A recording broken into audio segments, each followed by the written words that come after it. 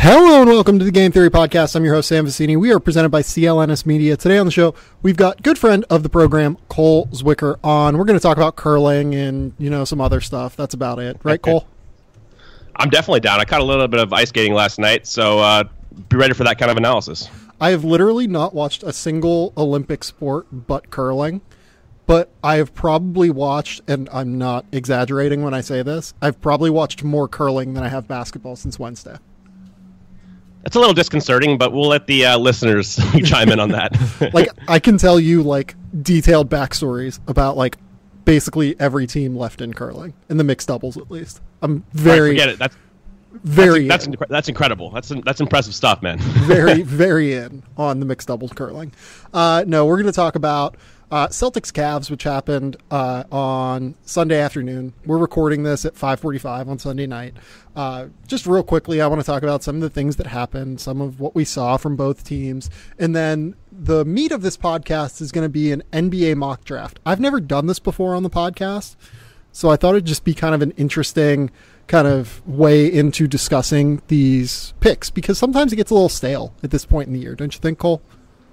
I agree, yeah. Kind of struggling for content a little bit just because we're, coming up on the tournament and we've kind of discussed basically all of the mainstay prospects. So this is a good way to kind of portray different information. Yeah, for sure.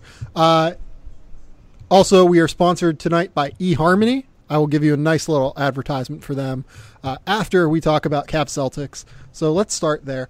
The Cavaliers beat the ever-loving piss out of the Boston Celtics today. It was 121-99. I mean, this was the first game where the Cavs had, I think, everyone play, right? George Hill started. Jetty Osman started, which was awesome. They brought Rodney Hood, Jordan Clarkson, and Larry Nance off the bench. Each of them played right between 19 and 23 minutes. It was an interesting game for a lot of reasons, right? So on one hand, Boston had the Paul Pierce, career retrospective that was going to be a big deal when the Cavaliers had Isaiah Thomas and they weren't going to honor Isaiah Thomas on Paul Pierce's night because Paul Pierce didn't want them to. And that ends up not mattering because Isaiah Thomas now plays for the Lakers, and good God, was that a mess last night. Everyone was falling over themselves, super excited. And then you watch them actually play and it was what is he doing out there? So on one hand, you thought the Celtics would come pretty jazzed up, but you knew that Cleveland was going to come correct in this game. You knew that they were going to be there and try and establish a tone for this new roster, try and establish a new energy with these guys, and they certainly did that in this game. I was very impressed with what we saw from LeBron James in terms of effort level. J.R. Smith was engaged. That is something that hasn't happened in 2 months, so that was good to see. Chetty Osman was really good. All of the acquisitions were pretty good. So I'll just ask you, what was your initial reaction to this Cleveland-Boston game? They're going to be tough to guard when everybody's going, when they have guys like J.R. Smith, Jordan Clarkson, when they're making shots. Just the way their offense is constructed, a lot of spread pick and roll with LeBron and Thompson or LeBron and Nance. Those guys are athletic, kind of rim runner types who can catch lobs, and you put three shooters around that formation, LeBron's going to make the right decisions. It's going to be tough to guard them. I mean, Rodney Hood is a really good shooter. When you limit his playmaking and just make him kind of a spot-up guy, a guy who can sprint into dribble handoffs, if you minimize what he's required to do and let him just fixate on being an energy guy and shooting, a lot of these guys are going to be good around LeBron offensively. And that's the thing that really stands out with this lineup is just the energy, athleticism, influx. You have more guys who can push the pace, run the floor with LeBron. Defense even, I mean, that kind of stuck out a little bit just because Hill is such an enormous upgrade over Thomas. They can switch more, so they can kind of switch 1 through 5. That's kind of how they're constructed. So I do think they're going to have games like this where everybody's going, and you just can't beat LeBron with shooters. In some games, it's not going to happen. But when you get to the highest levels of play, still have reservations about their defense overall. It's one game, but it was impressive. So yeah, Boston's offense throughout this year after what would you say, November? That was probably the last time they were really good and really consistent offensively, right? It's been a mixed bag. And I think we saw that in this game. Whenever Marcus Morris is probably their second best offensive player on a given night, they're going to struggle. That's just kind of the way it is, right? He's just not good enough to consistently be someone that they can count on, and he was fine today, but that's not going to happen regularly. And it says a lot more about Al Horford not playing super duper well, and Jason Tatum and Jaylen Brown struggling, and Greg Monroe looking, good God, bad on defense in a way that we probably should have seen coming, given the fact that he hasn't played super competitive basketball recently, but he was a mess. So with Cleveland, I was struck by a few things. First, I'm struck by how much I think that Cedi Osman should have been playing earlier in the season. He just gives them energy that they've been sorely lacking throughout the course of the year. Wouldn't you agree? I totally agree with that. Yeah, he gives them an influx of not only that a little bit of athleticism, but just the energy component, the consistency there. Just having young guys who run the floor and are active, that's huge. Right. He plays hard. Like, seriously, exactly. Giving a shit in the middle of the NBA regular season sometimes can be hard for good teams. And he gives a shit every single minute that he's on the floor. And it's a little bit scary to me that Tyronn Lue didn't see that earlier in the year, but it's fine now. It doesn't matter. Everything's going to be great. Number 2, Rodney Hood. Rodney Hood looked really good in the limited minutes that he played. He's going to be awesome with more space and less defensive attention paid to him. I do wonder if he is... I mean, is he already their second best offensive player without Kevin Love around right now? I think that's definitely fair. Like, he can create a little bit. It's not like he's like just a spot up. He can do some different stuff like dribble handoff and, even taking guys in ISO. He can shoot off the dribble at that height, which is really valuable. Yeah, right. He's really, really good in pick and roll action. He always has been. He's going to be someone that's really important to them. And when Kevin Love comes back, there's going to be even less attention to be able to be paid to him defensively. I really liked what I saw from him today. He's going to get some open shots because of LeBron James. He's going to get some chances to create off of closeouts that are going to be wild because the defense is going to be a little bit more spaced out with how you have to guard so many shooters in some of these lineups.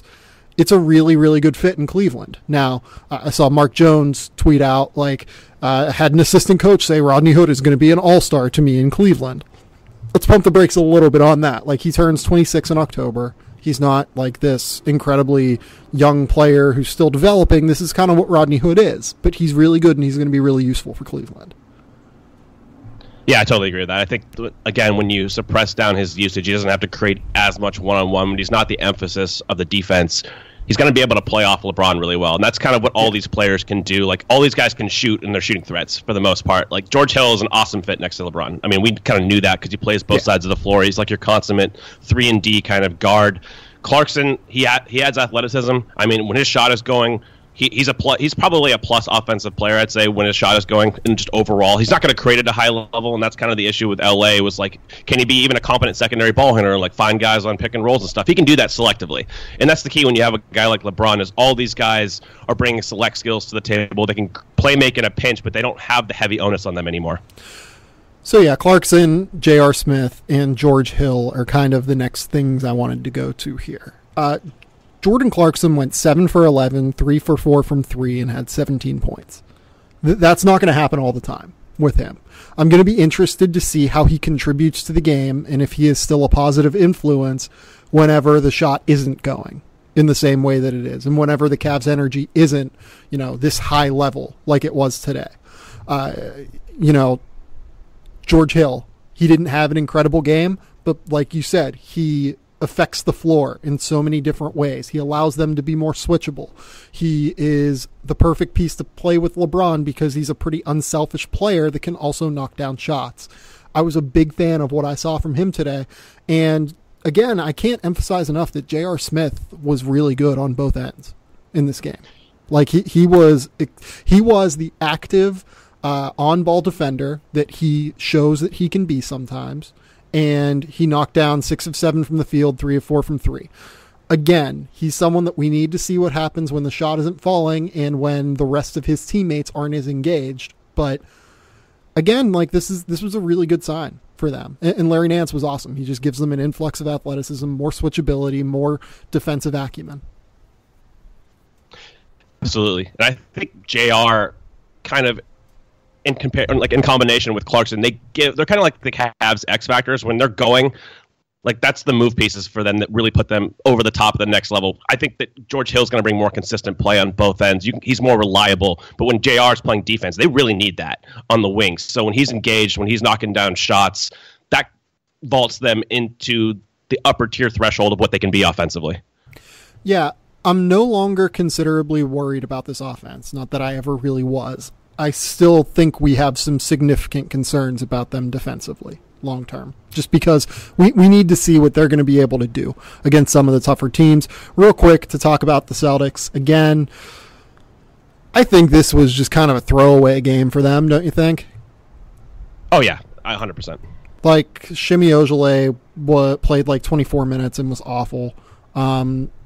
Terry Rozier was really good, I thought. Actually, he was probably their best player today.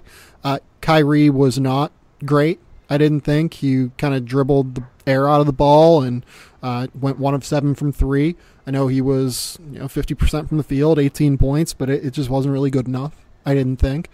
Al Horford, the center position is going to be a really interesting one for the Celtics because, if you look kind of down the line here, Al Horford, 24 minutes, Greg Monroe, 12 minutes, Aaron Baines, 12 minutes.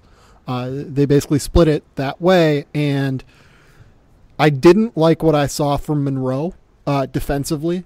I thought that the effort just wasn't high at all. And I mean, like, this is a recurring theme with Greg Monroe's career, but I don't know if that fits with what the Celtics do right now. I think he's going to be fine offensively because he can run some high post action. He can run dribble handoffs. He can really hit cutters, passing from 19 feet and out. But I'm a little bit worried he's going to need to get more engaged defensively, or else Brad Stevens is probably going to have to sit his ass down.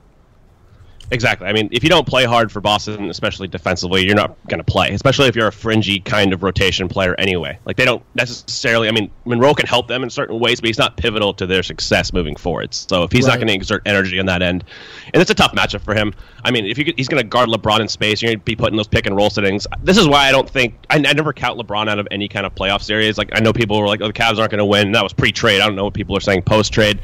But in the playoffs, it's going to be hard to switch those kinds of bigs onto LeBron when his shot's going. Like, Horford can do a decent job sagging off of him and then forcing him to shoot. But if LeBron's shooting, you can't stop him.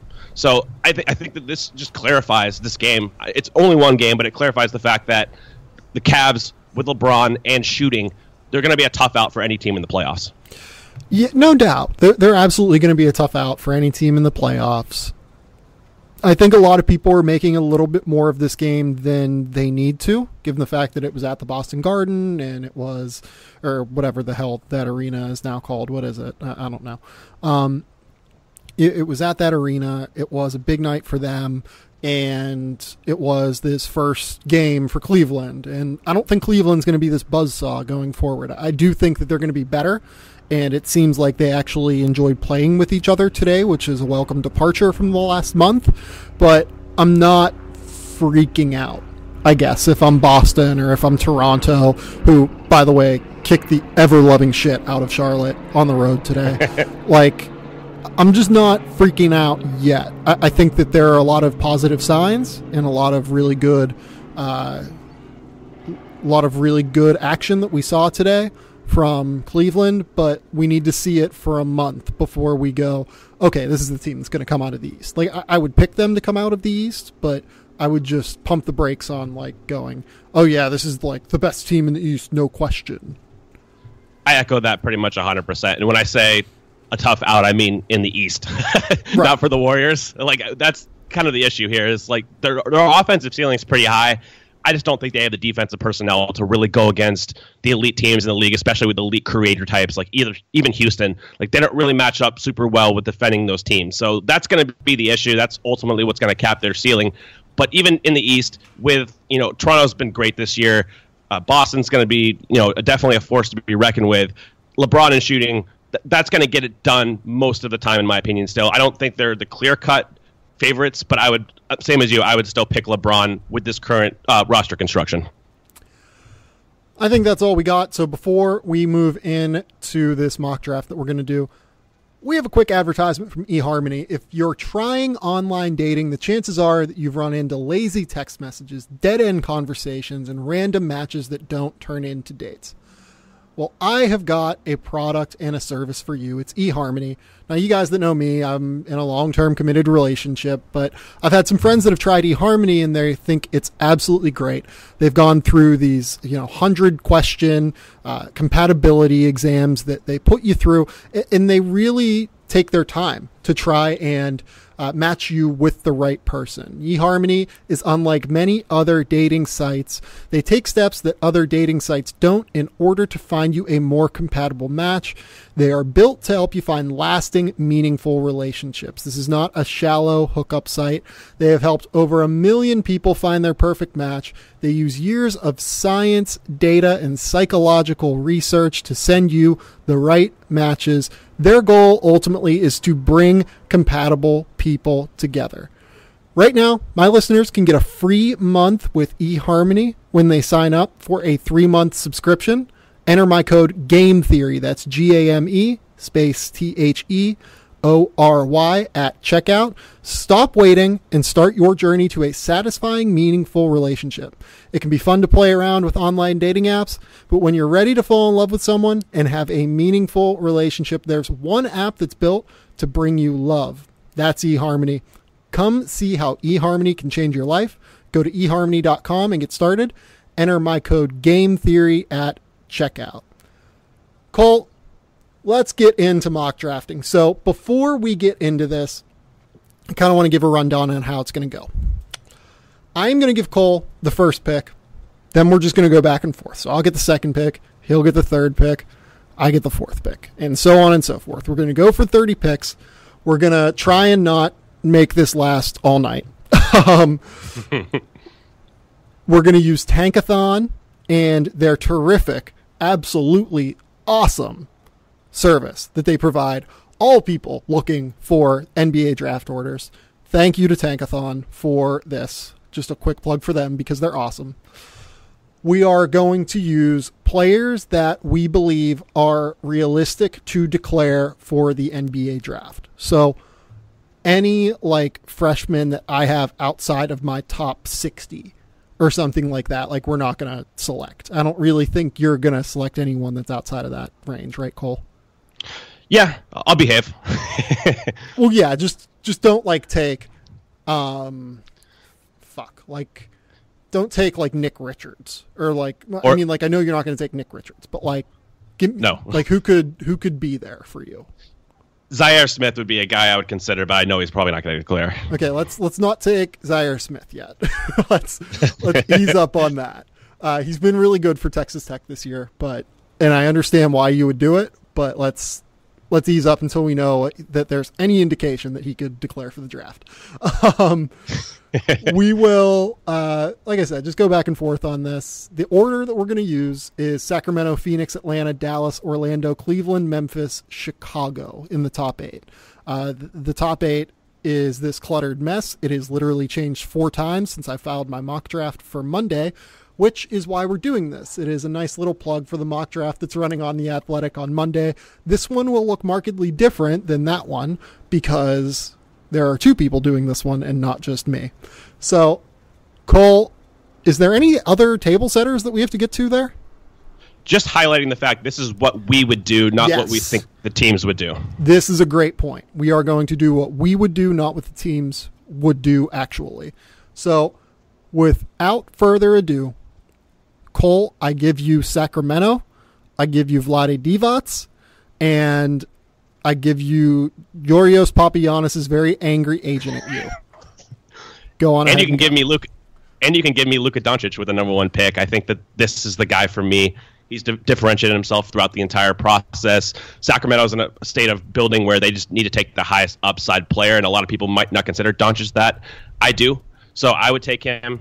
Even with De'Aaron Fox, I think they can play together because Luka can play off the ball. And I'm not sure Sacramento has any other pieces on the roster that you really build around. So number 1 pick, Luka Doncic.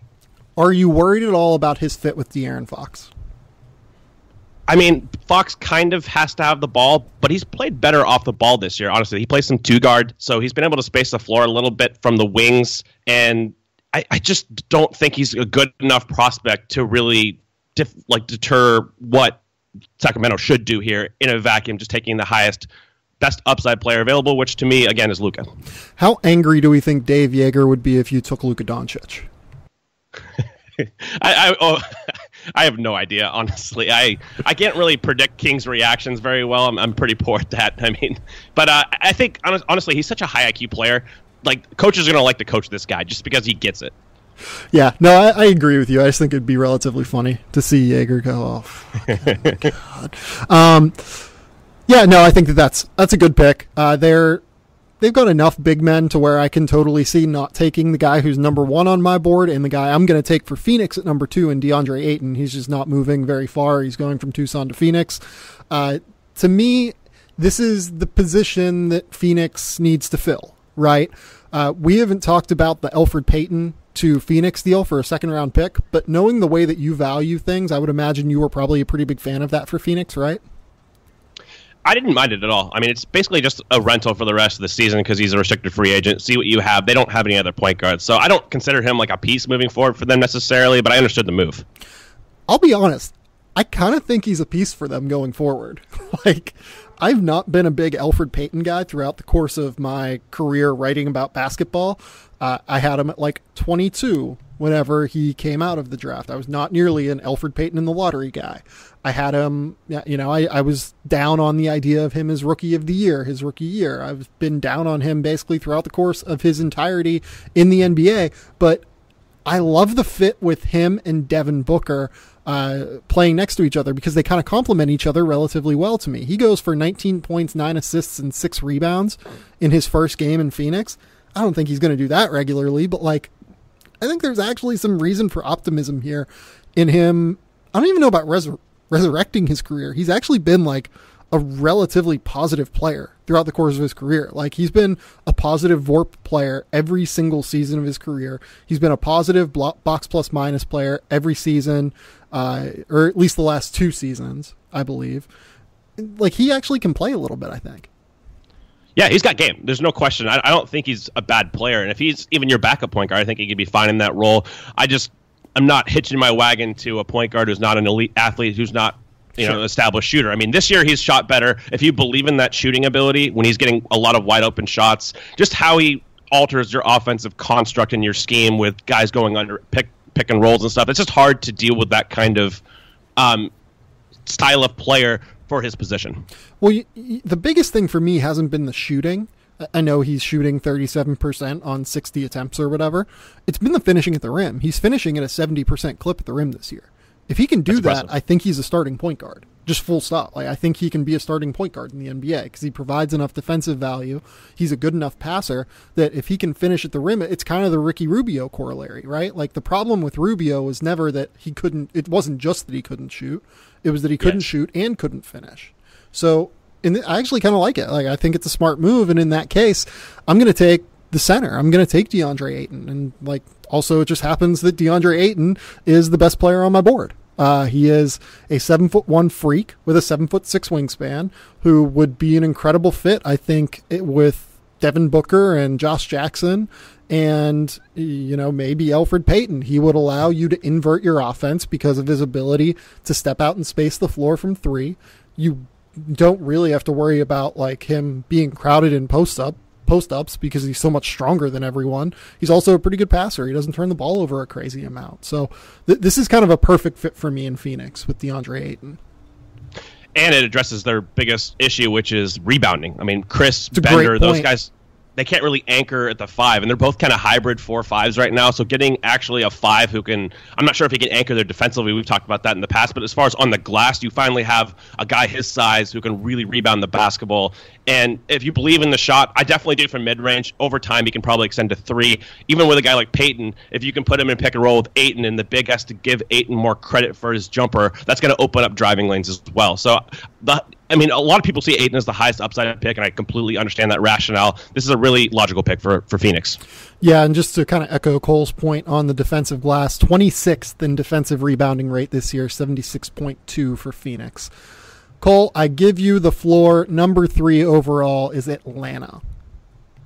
Oh, this should anger some people. I'm going to go Trae Young here. I know they have Dennis Schroeder. I'm not sure if the franchise is committed to him. I'm just going with the highest upside primary initiator on the board, and for me, that's Trae Young. They don't really have enough pieces for me to consider. I mean, John Collins has been really good for them this year, quality rookie. I don't necessarily think that he would make me draft around him, like, say, for a Jaren Jackson, for example. So I'm going to go Trae Young just because I think that Atlanta's at the point in their process where they need to have a primary ball handler. In that kind of system with Budenholzer, his shooting would be leveraged completely, his playmaking, all of that. I love him in a motion scheme where you can utilize him off ball as well. Oklahoma can't really afford to do that. We're going to see more of that, I think, at the next level. So Trae Young at number 3. Just from like a game theory perspective, Atlanta has 4 picks in the top 31, if I remember, or like 4 picks in the top 33, given the fact that we have them at number 3 here. Are you more willing to take a risk here, knowing that you have 4 other players coming inbound, or do you take the safe player here and take some higher upside risks later?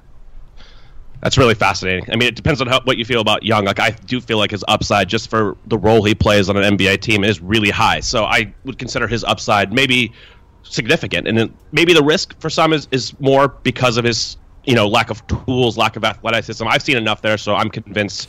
But from just to address your overall question, I would lean kind of a hybrid. I'd want a little bit of a floor here maybe, but I also want ceiling. That's like my number one thing in the top 5 is I want the ceiling outcome to be really high, especially in a draft class like this. And I think that's going to make the difference. Does it worry you at all that do you believe they have enough floor spacing, I guess? I mean, I know that they're like 8th in the NBA in three-point percentage at 37%. They don't really have any like long-term knockdown shooters, though, unless like Taurean Prince is a 39% shooter. Kent Bazemore shot has come and gone. He's a 39% shooter this year, but it's been hit or miss throughout the course of his career. Tyler Dorsey's at 38%. You have to hope that sticks. Beyond that, though, like DeAndre Bembry, not really a shooter. Dennis Schroeder, not a shooter. Does this team have the floor spacing in their overall roster construction going forward to where you're comfortable with Trae Young not getting crowded and not getting turnover heavy as he develops? It's a good point. I think if I end up getting more Hawks picks in this mock, I'll probably address shooting a little bit as well. But I do. Young definitely starts the ball rolling there as far as getting probably the best shooter in the draft, whose shooting is probably better than his numbers even indicate this year, just with the high degree of difficulty shots he has to take. If you get him open catch and shoots, I think he's a pretty much as close to a knockdown guy as you can get. So this is a good start for them just to get someone who fits in their scheme, assuming they keep Budenholzer and who holds those upside elements that I covet from a top 5 pick. It's a fair pick. It's not the way I would have gone. I think it's a little bit dangerous, but I'm okay with that. Dallas at number 4. I'm going Marvin Bagley. Just no questions asked here. I think he's the best player on the board available.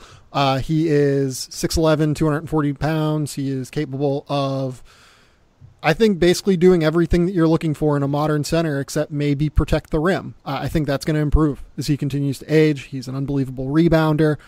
He is, I think, going to be able to create shots for himself both in transition and in half-court settings because I believe in the jump shot. And if you've noticed, the jump shot has kind of come around. I believe he's at like 35.4% from 3 right now.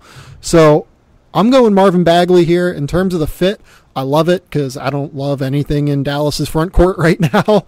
So it's a wide open fit. It is a wide open spot to be taken. And I'd be very interested to see what Rick Carlisle can do with Marvin Bagley. It's really interesting because how much pick and roll they run, like a Dennis Smith, Marvin Bagley pick and roll in time. You probably can't switch that. I mean, Dennis is too dynamic with the ball, and then Bagley can do enough in the post when he has an advantage over a guard. So that's a really interesting construct as far as building forward, and a pillar as far as your offensive ability is and your offensive scheme is that Dennis Smith, Marvin Bagley pick and roll. They definitely need, more front court help. They could definitely use an infusion of athleticism. So Bagley accomplishes both of those things. Yeah, I mean, to me, it's just kind of a terrifying roster construction athletically, right? Because, if your 2 centerpieces are Dennis Smith and Marvin Bagley, it's going to be really hard for you to keep up athletically with the Mavericks, both in transition and in the way that they kind of operate the rest of their offense. What I will say that scares me a little bit about this pick is that Rick Carlisle over the years has gone away from the idea of offensive rebounding and crashing the glass. That's a place where Bagley does like to derive a lot of his value.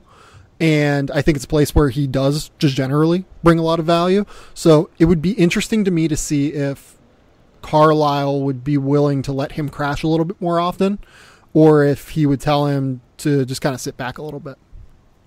Defensively, there's concerns long-term building around those two just because neither of them are a plus defensive player. Yep. Nobody really defends in the NBA anymore for the most part, at least during the regular season from what I watched. So there are some issues. You're going to have to insulate them with some wing players. But if you believe in Bagley's, both his safe floor and high upside, I can definitely understand this pick. All right. I give you the floor for number 5. Number 5 is the Orlando Magic. I'm going to go Jaren Jackson here. I think a lot of people might go Mo Bamba. They have such an elephant graveyard of centers on their roster, unless you consider Isaac possibly their long-term. I think he's more of a 4-5 hybrid. He's going to start at the 4, swing to the 5. I like Jaren Jackson there as far as being a unicorn type. I mean, they need more floor spacing desperately. And I know this conflicts with Aaron Gordon because you want to play him with Isaac, maybe at the 4-5. You can still do that at times. Who knows if they're going to re-sign Gordon? I just feel like Jackson's the best player on the board to me. High floor, high ceiling. We talked about this last podcast about his potential on the defensive end to be an elite defensive player at the NBA level, and he just brings that added floor spacing. They can invert their offense some now. They have Gordon, they have Isaac. Those guys can space the floor a little bit. They just desperately need it, and I think Jackson accomplishes a lot for their roster while maintaining that high upside.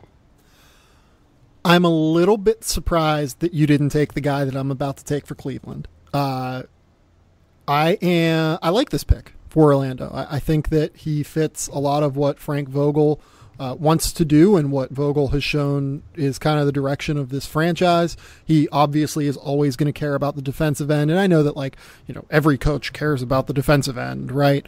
But, Frank Vogel has shown over the course of his career, he really wants guys who are going to be able to defend. And this has been a really bad defensive team this year. They're 27th in defensive rating right now, 29th in defensive rebounding rate. They're not great on that end. So I think that they could really use an infusion of what Jaren Jackson brings. He can bring the type of rim protection and additionally the type of floor spacing that this team continues to desperately need. And, worse comes to worse, and you keep Aaron Gordon and you keep Jonathan Isaac and you keep Jaren Jackson. Are you really that worried about having 3 super athletic front court players that fit the modern NBA perfectly? Nope. No, it gives them definite opportunity to have versatile lineups. It gets sticky when it comes to starting, but as far as over the course of a game, you're always going to have athleticism at those 4 and 5 spots. So that's really intriguing. I thought that you were going to go with Michael Porter at number 6. That's going to be my pick for Cleveland.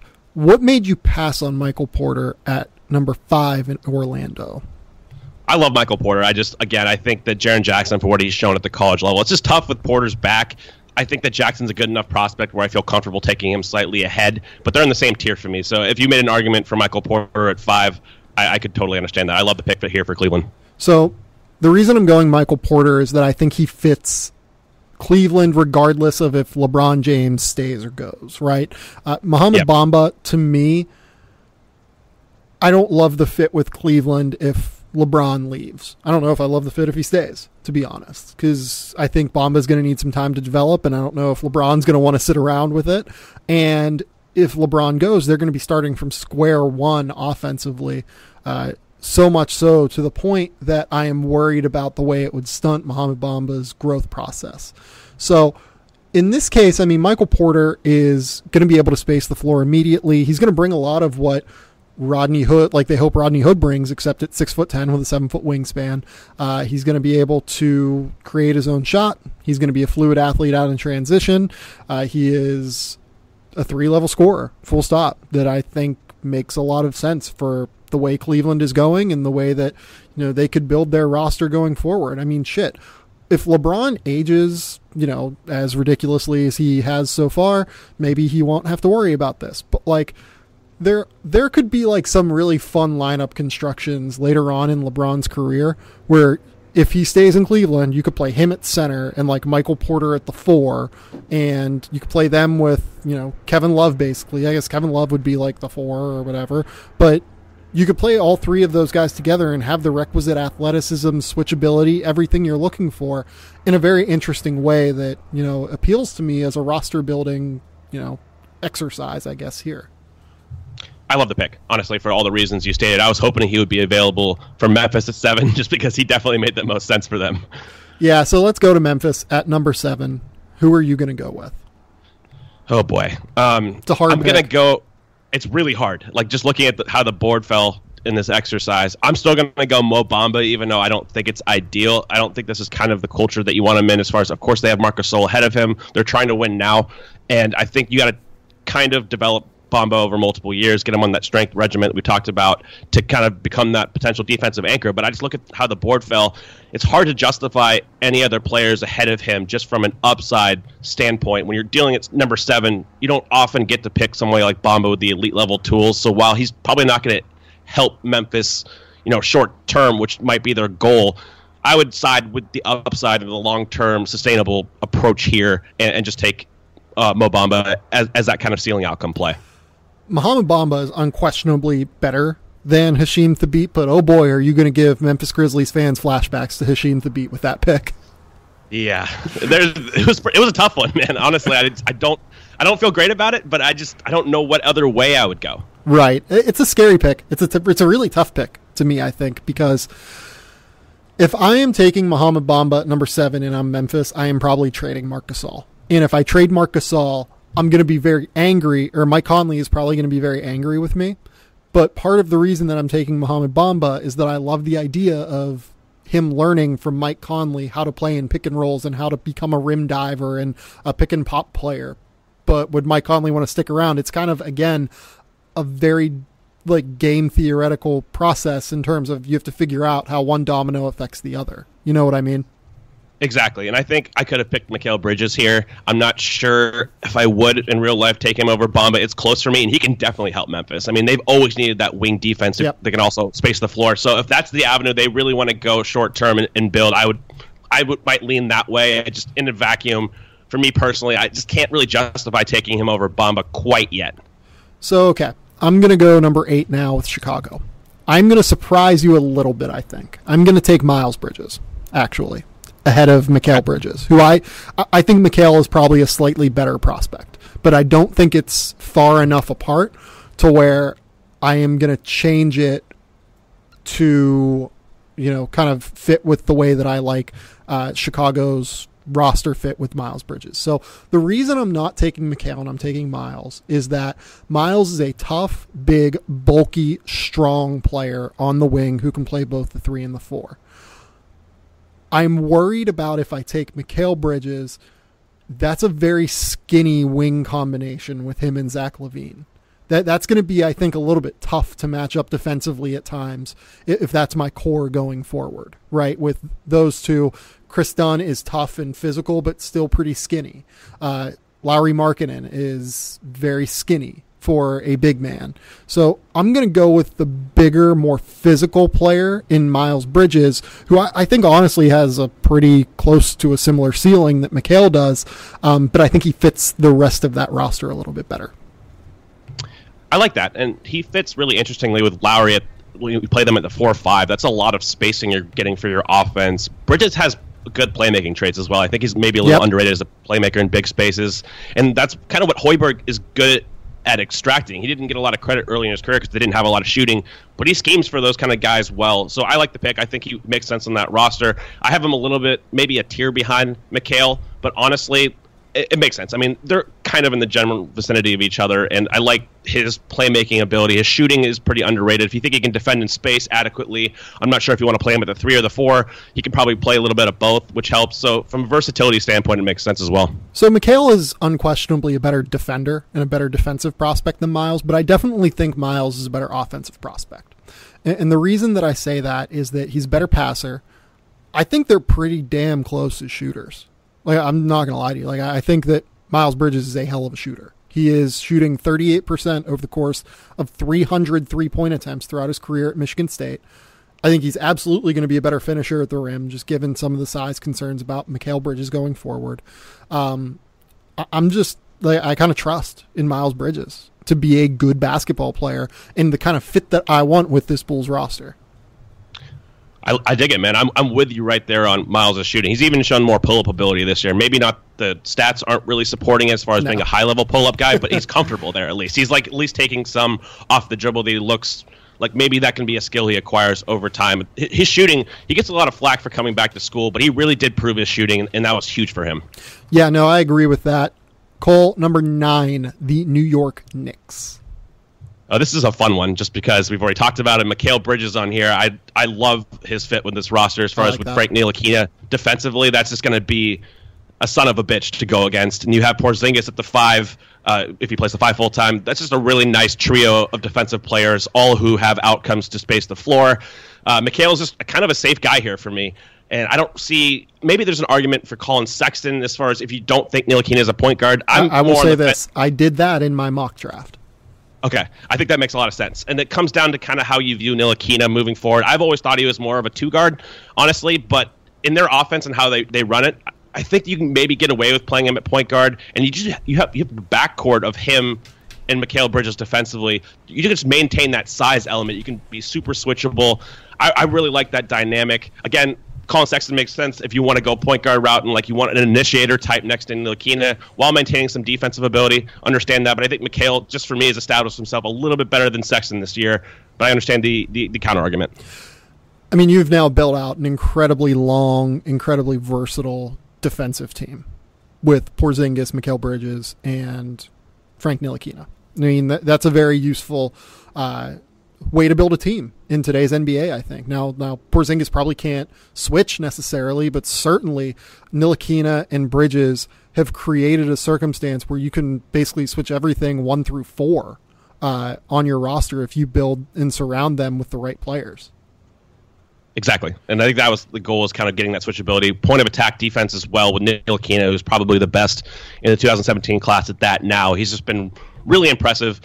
And Mikal just maintains their kind of team identity. Like, when's the last time New York's had backcourt defenders like this? So I like the dynamic it adds. It makes it really conducive as well if New York ever creates cap space.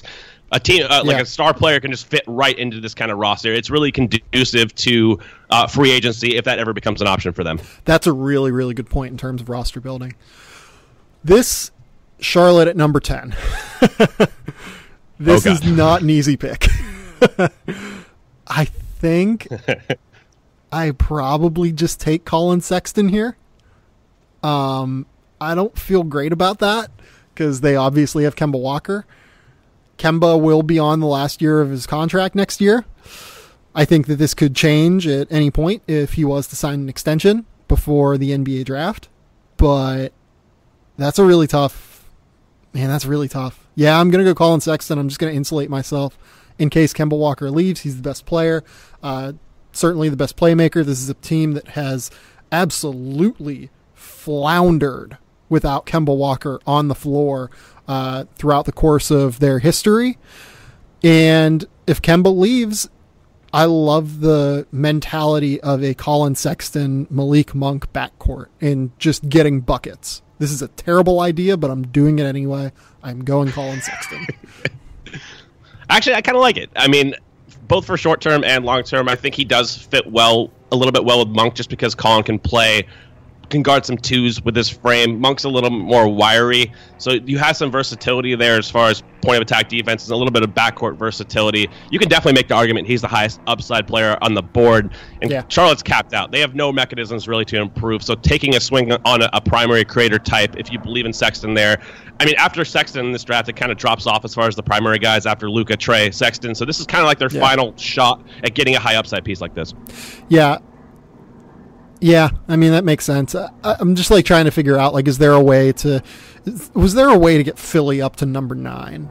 Like, could we have gotten like number 11 and number 16 for number 9 and like made that work? Because you could have just taken Mikal Bridges in Philly and been happy, but we're not doing trades in this draft. Let's go ahead and move on. Number 11, the 76ers are up. Who are you taking? First of all, I'm probably getting like death threats right now for taking Mikal at 9 because this is obviously the fit, the move piece. This is really tough because you can't take Wendell Carter being a big. don't agree with that. That's what I did in my mock Really? draft, and I'll explain why in a minute. But go ahead and take your pick. Okay. I'm gonna reach a little bit here. I'm gonna go Lonnie Walker. I don't think that's a reach. Okay. Yeah. So I'm getting there too. I'm almost there as far as being comfortable with him here. I have him more like the late teens right now, but he's ascending. I think that I trust his shooting mechanically a little bit more than a guy like Troy Brown. So I just think they need that dynamic so much. And if you refine like his responsibility, if he's only like spot up shooting, can attack closeouts, I think his defense, honestly, on the perimeter is pretty good. He has the athleticism. I can see a little upside. We don't know how much of his play this year has been hindered by injury. A fair guess would be a little bit of it at least. So Lonnie Walker just makes sense on a lot of rosters, but for Philadelphia, they just desperately need that shooting dynamic. So I would take him here at 11. Yeah, I don't hate that at all. I think that is actually a really sensible pick for them. I think that is exactly what they need. They need a knockdown shooter, and they need someone with some length that fits into what they want to do in terms of switching players defensively. I don't really have anything else to say about that. I like it, so let's move on. The Clippers at number 12, I am going to take Wendell Carter. Obviously, they have the DeAndre Ayton situation to deal with this summer. Wendell Carter goes for 19, 10, and 4 blocks without Marvin Bagley around today in Duke's win over Georgia Tech. That was a really nice showcase matchup for him against Ben Lammers and the Abdoulaye Gueye guy who can actually really move his feet and play athletically. Carter, to me, is becoming a little bit underrated. Like, I still have him at number 10 or 11 on my board, but I would feel comfortable with him as a top 10 pick in just about every draft at this stage. He's shooting 60% from the field. He's a 48% shooter from 3, 70% from the line, so you feel okay about that shooting coming around. You've been a big proponent of his shooting throughout the course of the season. 14 points, 9 rebounds, 2 blocks. I'm incredibly worried about the defense in space. I don't really care, though. If I'm just building and I need a center, I'm comfortable taking what Wendell Carter can bring as... I mean, is the comp here like Al Horford without the defense in space? Yeah, he's kind of a hybrid of Horford and Derek Favors type-esque. I mean, Favors is pretty good in space, but not great. So if you combine those two, maybe he's not as fluid as Horford offensively, of course, but he brings a lot of elements. I've said all along, he's the most underrated guy in this class. He's the most likely to be underrated just for how deep the big position is. I have him at number 9. I could easily see him falling this far, maybe even a little bit farther, depending on what teams do in this range as far as who needs bigs. I love this pick for the Clippers. All right, let's move on. Number 13, the Utah Jazz. Oh, boy. Okay, I'm going to go with somebody I'm not crazy high on, but I just think he makes sense for them. I'm going to go Kevin Knox here at 13, just because you have the youth element, you have the shooting ability at the 4 spot. You can play him next to a Gobert type. I think that Gobert insulates a lot of his deficiencies.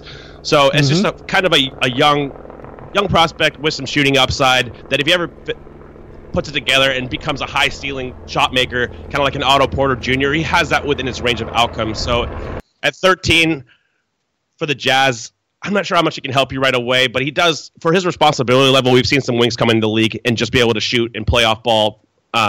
So Kevin Knox at 13. Yeah, I think that's fine. He kind of replaces a lot of what Joe Johnson brought them last year, right? Like that they're actually, maybe older Joe Johnson is not a terrible comp for Kevin Knox, a guy who could really create his own shot, despite, relatively he had stiffer hips later in his career just from getting older. He was more competent at the 4 than anything. I like that pick. I think that's a totally sensible pick. At number 14 for the Clippers, I didn't realize that I had both Clippers picks here. I'm going to go Chandler Hutchison. I'm just taking the best player on my board. That's Chandler Hutchison. He fits relatively well with Los Angeles, I think. He's going to be able to create a little bit on closeouts, as you've written about in the past. I think that he's a really, really good passer if Milos Teodosic decides to move on after the season. And really, I don't think I have to worry about any sort of overlap here outside of Lou Williams at the 1, Tobias Harris at the 4, and then now Wendell Carter at the 5 that have taken him. So I'm going to take the guy that I think can be a really nice 3-man for me. I like the fit with Patrick Beverley. I like the fit with Ty Wallace. It's just kind of a sensible pick to me. I like Hutch. I mean, we talked about him in the past. If you believe in the shot, which you have to take him top 20, and just the ascension of his playing type, like he's gotten better, he's improved. You've noted his character multiple times as being a high level, like just kid overall. So I have some reservations about his defense. He definitely has the tools. I mean, He's quick, he has the length, so you just kind of bet on him. And at this range, he's a wing. So you got to push wings up in this kind of draft. I mean, overall, it's the most coveted position in the league. So based on scarcity alone, you could convince me with this pick. Yep. No, I'm right there with you. Chicago from New Orleans at number 15. I'm going to go Troy Brown out of Oregon. I think that he, again, brings playmaking traits to Chicago that Hoiberg can really capitalize on. He's a really good ball mover. I mean, we've seen him get more comfortable as a playmaker as the season has progressed. Like in PK 80, he was pretty uncomfortable, younger player, but really he's put it together recently. I watched a lot of him, like creating a little bit off the dribble. He can play pick and roll. He was, high school point guard. You have to believe in the shot, similar to Hutchinson, but I believe in Brown's defense as far as his team defense. Maybe not individually, he's not as athletic, but he's a really high IQ team defender, and that's something we know has value. So with his build at 215 pounds, he's versatile, he's young. If he can shoot the ball, I think has some Chris Middleton-type equity. So at 15, for the Bulls, Troy Brown Jr. out of Oregon. Yeah, I think that's totally fair. I was going to take a wing for them if it came back to me after I had taken Miles Bridges. I think it's actually a really good fit with Miles Bridges as well, now that we've already given him to Chicago. I like that idea because I think that between Zach LaVine and Bridges and Lauri Markkanen, there's enough spacing there to kind of let Troy Brown develop at his own pace. Do I think Chicago would take a West Coast freshman ever under Gar Forman and John Paxson? No, but I like the pick that you just made.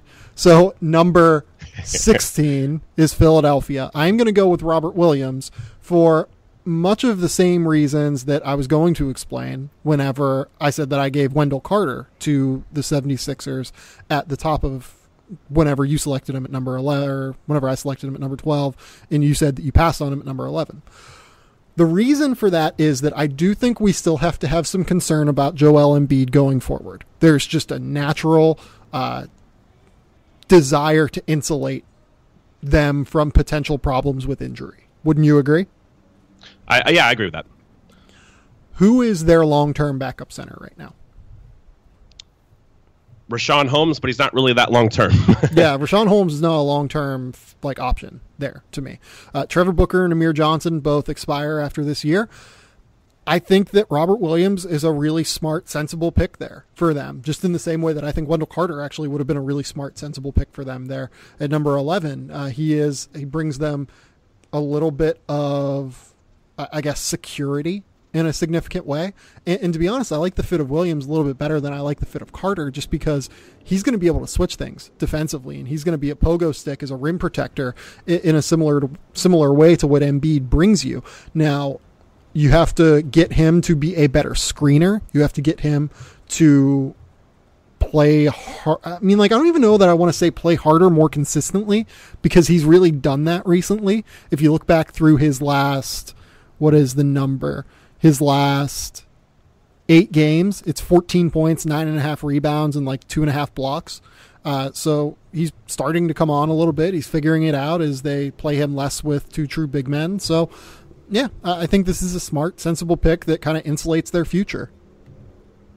And even at this point in the draft, if you're drafting a high-level backup center, which is what I think Robert Williams can be, that's a very justifiable pick. You run out of starters at a certain point, and you start looking for guys with starting upside that Williams probably has starting equity as a starting caliber player in the league, but as a high-level backup, that's very justifiable here.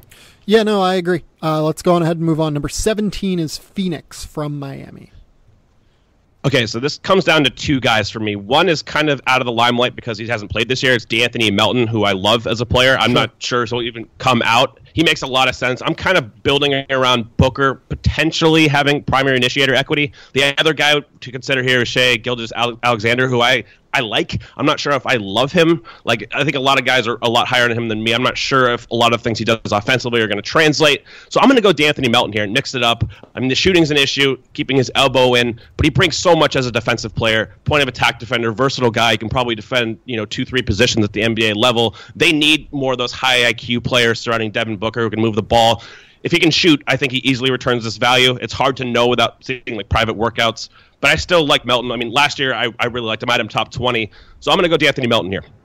I think that's totally fair pick. I probably would not take him. This is a little bit of a reach for me, but it's a smart pick for what they have. I think that they are going to need someone who brings some sort of defensive value in the backcourt at some point. Devin Booker is not necessarily going to bring that. Now, why I liked the Elfrid Payton signing is because of that, or Elfrid Payton trade is because of that. I think Elfrid Payton's been a pretty solid defender throughout his career. If you don't think that Elfrid Payton is long for Phoenix, I think that makes total sense to take Melton and kind of use him as like a combo player who can play with Booker on and off ball. Yep, that's pretty much what I'm getting at. And he had some versatility, and again, I think he's one of the best team defenders in the class who has switchability. So defensively, he kind of gives them dynamics on the perimeter. They have some of that on the interior with Bender, a guy who can play a little bit in space, not as good as advertised. So it just gives them a dynamic that they don't have. Number 18 is the Denver Nuggets. I think the Nuggets would probably take John and Musa here, just given their past history with European players. I am not going to do that. I'm going to take Daniel Gafford. And the reason I'm going to take Daniel Gafford is that I think he would give them something markedly different than what they have behind Nikola Jokic. They don't, like, Mason Plumlee is a good athlete, but he's not a long athlete who can protect the rim and who can catch lobs and do all of that stuff. You know, he's a guy who runs the floor. He's a good rim runner. He's a good pick and roll player, a good handoff player, who can pass a little bit. I want a guy who changes the pace of the game whenever I bring him in off the bench at the center position. And to me, Daniel Gafford is the perfect complement in that regard to what Nikola Jokic brings. I like that rationale. I mean, a lot of Nuggets fans are probably like another 5, but if you get someone with different skill sets, we've talked about in the past of being multiple and being able to give out multiple different kinds of versatile lineups. And I like Gafford a lot. I have him as a top 20 guy, so this falls right in alignment with where I'd value him.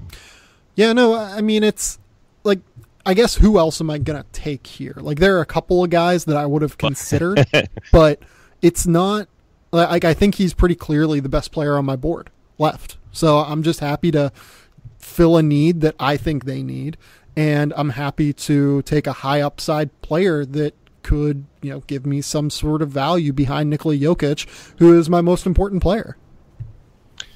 Yeah, I'm on board. Number 19, Minnesota. Go ahead. Oh, boy. Another team that doesn't necessarily need a 5. I really want to take Mitchell Robinson here just because I think he has pretty high upside. As far as on the board left, I think he's one of the more high upside guys you can have.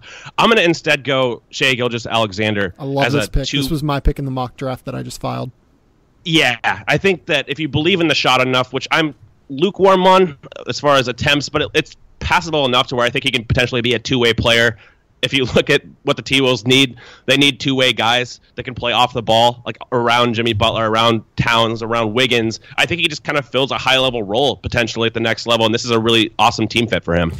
You can play him with Jimmy Butler at the point guard. You can play him with Jeff Teague as a backup for Butler. You can play him with Jeff Teague and Jimmy Butler. You can play him with Tyus Jones and Jimmy Butler. You can play him with any sort of backcourt lineup construction that they have. I love this pick. This is, to me, like a awesome pick, which makes me think that Tibbs would just sign Derrick Rose instead.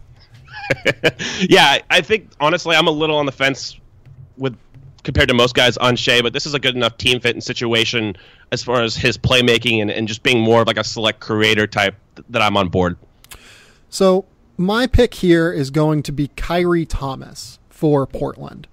I want a guy who can come in and change the pace of the game defensively for either Damian Lillard or CJ McCollum. I love the fact that I think he can play with both of them, and he can guard point guards or two guards and kind of take a lot of pressure off of them, or he can just be a backup to me and just play solid defense. And he's going to give me energy, basically, in a way that I think they really lack in their backup perimeter game. He's a really high IQ defensive player as well. Maybe not like the quick twitch guy, but he really is disciplined. He knows his assignments. And that's a dynamic that they just don't have around CJ and Dame. If you pair either one of those guys with Kyrie Thomas offensively, you can kind of interchange those in 3-guard lineups and just play two at a time. I think that's a really awesome dynamic for them they don't have right now. All right, let's move on. Number 21, Indiana. Okay. This is another tough one. I think I'm going to go with your boy, Jonte Porter here. I had Jonte as a first-round pick in my mock draft. There we go. All right. So he's just the highest player on my board. Honestly, he's the last guy of this one tier that I have in the late teens. I'm just really high on this translatability as far as he's young. He can shoot the ball. His mechanics are great. Probably my favorite mechanics from any big in the class. Really high level as far as thinker for his age. Team defense. He's not going to be a plus as far as in space defense, switchability, none of that. And he's going to get exploded over at the rim. He has definite limitations in his game, but I think he might add value in ways that we can't even capture right now as well. Just being a high IQ guy, moves the ball. And the Pacers have done really nice work this year with Sabonis types. I think that they can, again, kind of maybe enhance and optimize Jonte's potential playmaking on like dribble handoffs, for example. Yeah, I'm not a big fan of this pick for the reasons that you just kind of laid out. The fact that they already have Sabonis and Turner. That to me makes it kind of not make sense, I guess. Like, when does he play? It's fair. I think you'd have to go like two big lineups. I don't think the team fit is great, honestly, but it's just at this point in the draft, he was like the clear-cut best guy on my board. I just had to pull it. Is he the best guy on your board still? Well, I guess outside of Mitchell Robinson. Yeah. But I was saving him for, kind of saving him for 23. Well, I'm not taking, yeah, I am taking him at 22. I'm sorry. I'm stealing him. Killing me. Let's talk a minute about Jonte. I think Jonte is good. Don't get me wrong. I don't think this is like from a value perspective, it's a reach for me, but it's not like an outlandish one. I just don't like the team fit. I think that they have more pressing needs. In my mock draft, I gave them Keita Bates-Diop because they're going to have some uncertainty this offseason with Thaddeus Young, I think. I know that he has a $13.7 million option, and you're sitting there thinking, why the hell would Thaddeus Young decline a $13.7 million option? I mean, I think he's at least a mid-level player who, if he hit the market, would probably get like a 4-year, $32 million deal, and if he was to fall off after next year before he was able to get to the market, I don't know that he ever makes that much money, again, guaranteed. You know what I mean? That's fair. So I'm kind of insulating myself there. If I'm Indiana, I'm taking a perimeter-based player or a guy to replace Thaddeus Young.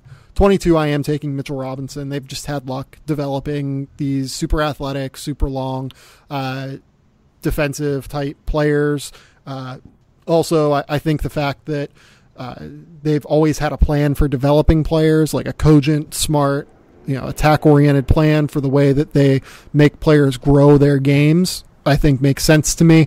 And, they have a significant need at center, despite having taken John Henson and Thon Maker in recent years. I mean, Thon Maker has been, it's not like he's been unplayable, but he has not taken nearly the step that we thought was plausible from him this year. And he's still obviously extremely young, but you start to worry whenever he is still hitting just 46% of his 2-pointers and 31% of his 3-pointers and not providing a ton of rim protection defensively.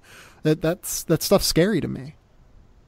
Yeah, I'm with that. And I think in real life, this is the next two teams, Milwaukee and Washington, that I could see taking a dice roll on Mitchell Robinson just for team fit. I mean, with Washington, they need kind of a long-term answer at the 5 with Gortat aging, and Mitchell Robinson is a dynamic leaper, lob catcher type. So I think he makes a lot of sense for the Bucks. I mean, as a potential defensive anchor who can play off Giannis, give him a lob threat.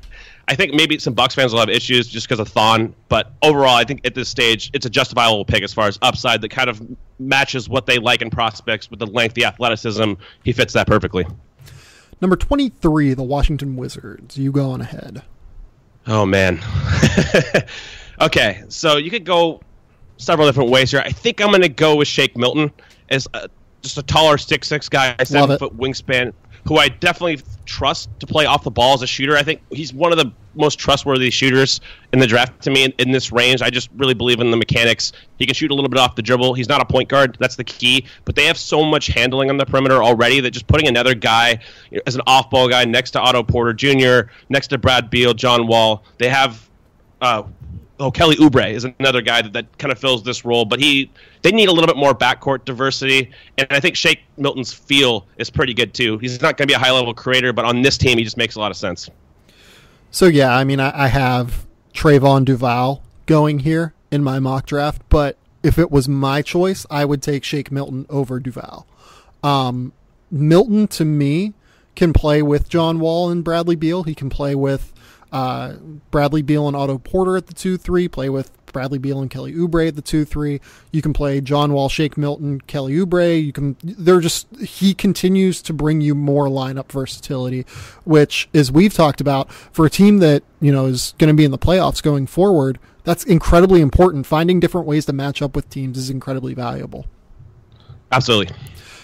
Number 24, the Atlanta Hawks. We gave the Hawks earlier Trae Young. I am going to now give them, let's see.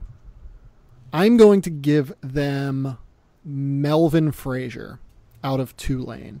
The Hawks have always had a pretty good track record of developing wing-type players for their scheme. And to me, Frazier is kind of the ultimate quick-twitch 3-and-D type that is going to help them defend going forward. He'd have a really good role model in Kent Bazemore in filling that role. You have to hope that you can continue to teach him to shoot and help him with his mechanics going forward. But if you feel comfortable with his shooting ability, there's no reason not to take him in the top 25.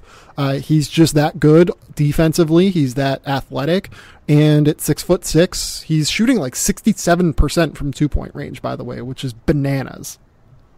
He's a really good athlete, and I like his defensive ability. He's a little wiry, but I do think he's going to defend at the NBA level. Definitely has the athleticism. If you believe in the shot, I think he's a first-round pick. Yeah, and the other thing is, too, I like the fit next to Taurean Prince because Taurean Prince is kind of a bigger frame, like 235 pounds, that you can really play at the small ball for if you want to, and you can play Melvin Frazier up the lineup a little bit more at the 2 and the 3. Exactly. 25 is going to be the Los Angeles Lakers, that pick that they acquired just this week from Cleveland. So it comes down to two guys again for me, Landry Shamet and Javon Carter. I'm going to go Shamet. They need more shooting on their team desperately. They need guys in their scheme. They play a lot of motion principles, so guys who can come off screen, shoot off movement. I think Landry is one of the best players in the draft at that, maybe even the best. I mean, next to Trae Young or behind Trae Young, but I like that fit conceptually a lot. I mean, Shamet's definitely an off-ball guy in the league to me, but he can at least bring those traits that you look for from shooters with the off movement. He can come off a pin down quickly, come off a flare screen. And his defensive ability, he's never going to be probably a plus defensive player just because he's a 6'4" guy who's skinny. That's just a tough combination to survive, even though he does have pretty quick feet, and I think he's underrated. But just as another high-level IQ guy, they added this kind of player last year, not exactly, but similar kind of thinker, Josh Hart. I like Landry Shamet in their system, so that's my guy at 25. Man, this is an impossible pick at 26 for San Antonio. Why do they always get hit with the deck every single time that there's a draft? They got DeJounte Murray. They get Derek White. Like, man, I am going to take... Keita Bates-Diop is the best player on my board. I'm going to take Keita Bates-Diop. He's the kind of player who fits a lot of what they like. They like longer players who can really shoot the ball from distance. He's a shot maker. If he got drafted by the Spurs, there would be a lot of terrifying Kawhi comparisons that would just be incredibly wrong. But I am okay with the idea of pairing him with Kawhi Leonard at the 3 and giving them a little bit more lineup versatility throughout their forward units, even though they do like to play 2 true bigs still, which is a little bit strange from time to time. But I like the idea of giving them a player who can help them relatively quickly, given the fact that Greg Popovich is a little bit older. I like the fact that they're going to be able to get a guy that can knock down shots from distance. He's going to be able to fit within their scheme, and who is going to provide defensive versatility because he's averaging like a block and a half and like a steal and 0.2 a game. Yeah, I'm with this pick. I think that he fits a lot of physical traits that, the Spurs need. They could use an infusion of athleticism in that kind of combo 3 forward spot. I mean, Kyle Anderson has been good for them, but he's limited, obviously, athletically. So getting a guy who can just give you a different dynamic at this point in the draft, who's been productive. If you believe in the shot, again, I think he has first-round tradability. Yeah, no, I totally agree with that. And the other thing is with Kyle Anderson is a free agent after this year. Like, he is a restricted free agent. Do I think his market is going to be, like, out of this world? No. But if I'm the Spurs, I probably don't want to spend more than, like, $3 or $4 million on what Kyle Anderson brings. Yeah, I'm with you. Number 27, Boston. Okay, so you kind of have to take a hard-nosed player here, physical guy. I'm going to go Javon Carter. I know Marcus Smart's going to be a free agent, and I think he just fits their profile as far as being a defense-first guy. I think he's probably maybe the best point of attack defender in the class, got the fastest hands pretty much that I've ever seen as far as getting steals.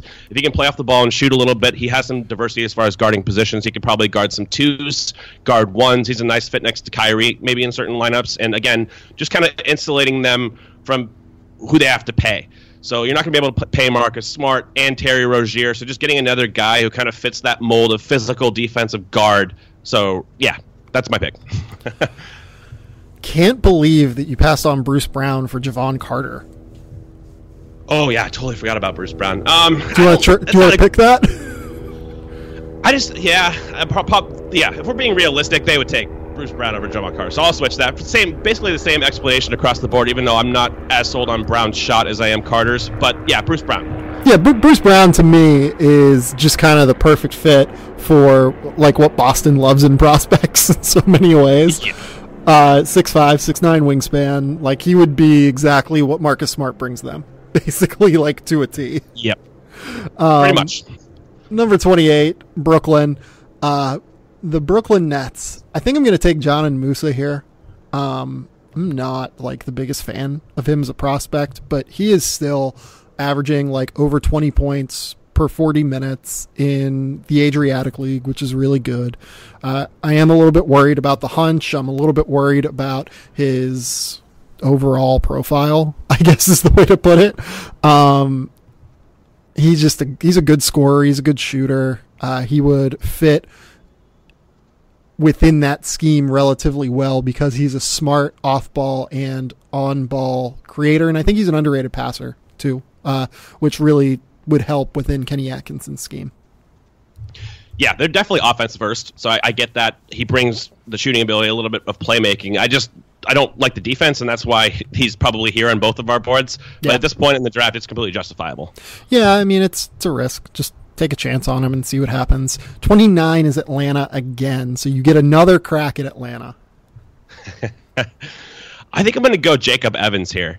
This is kind of the fringe kind of area for him, in my opinion. Just a taller guard, wing type, 6'6", who can shoot the ball, really believe in his mechanics. Another high-level kind of two-way thinker. I think his playmaking is underrated. He can't do that much off the bounce, but he's a smart ball mover for his size. And defensively, he's another team defender who I think that, Budenholzer can really optimize in that system.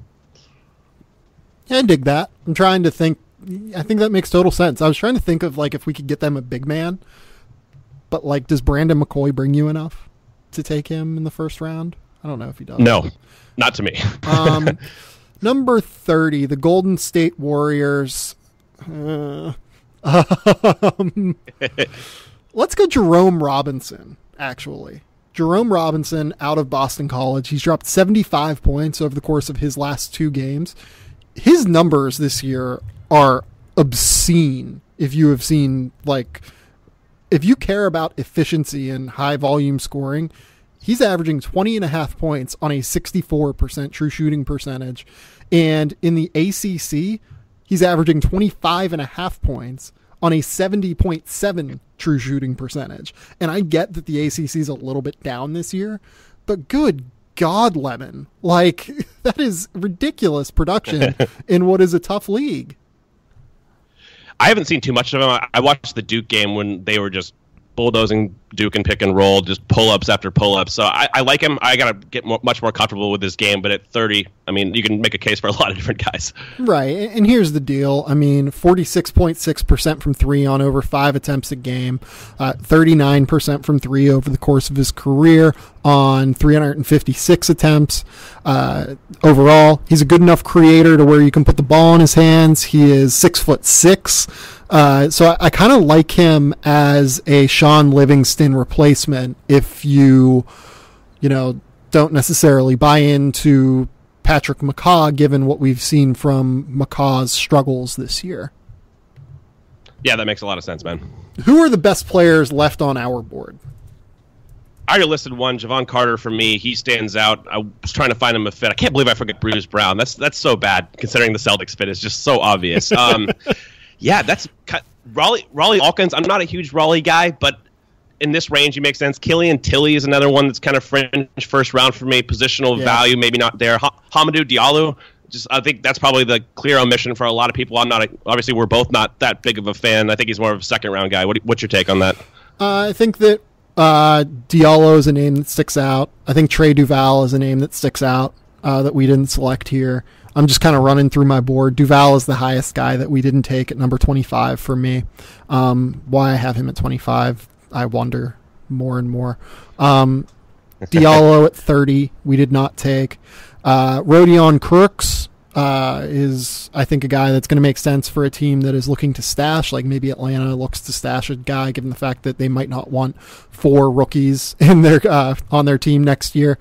Brandon McCoy probably makes waves because he is averaging 17 and 10. Anthony Simons is a guy that probably makes waves, given the fact that many people are a fan of him and have him in the first round right now. It's hit or miss with him, depending on who you talk to within the NBA, to be honest. A guy that I'm starting to like more and more, and I kind of want to get your feel on it, is Gary Trent. Yeah, I mean, he's one of the best spot-up shooters in the country for sure. That's no question. I think he'll get drafted because he has the size and he can shoot the ball. So there's going to be a place for him in the NBA. I just don't know what the hell he does outside of that. Like he's not a good team defender. He's one of the biggest issues with Duke's defense, both on and off ball, but especially off ball. You've talked about his lack of burst several times. What is he really going to do? He's made some difficult pull-up jumpers, but I don't think that's going to translate as far as creating enough separation. So if you want a shooter, I think he's your guy in this range. I just don't know what else he brings to the table that really is that alluring. He moves super, super well off ball to the point where I think he gets defenders kind of off balance on closeout attempts. Okay. And I think that that's where you kind of derive value from him as a pull-up shooter.